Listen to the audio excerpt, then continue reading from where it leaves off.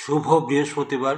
সকাল সকাল আমার ধর্মপত্নী বসে পড়েছে ছোলা শাক নিয়ে, তাই তো? এই যে কালকে ছোলার শাক এনেছিলাম, আজকে ছোলার শাকটা করব।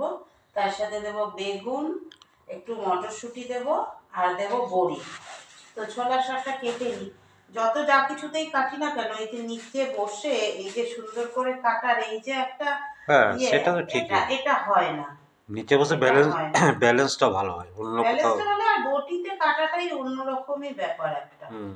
এমনি ছোলার শাকটা একদম পরিষ্কার পরিচ্ছন্ন আছে, হুম। কোনো অসুবিধা নেই। চলো কেটে নিই একদম কুচিয়ে। এটা কি হতো, ওপরে বসে কাটলে কি হতো বলো তো, এই যে পড়ছে এগুলো। ওগুলো পড়তো নিচে। হ্যাঁ, ওগুলো পড়তো না। যাই হোক, সব কি আর হয়, হয় না।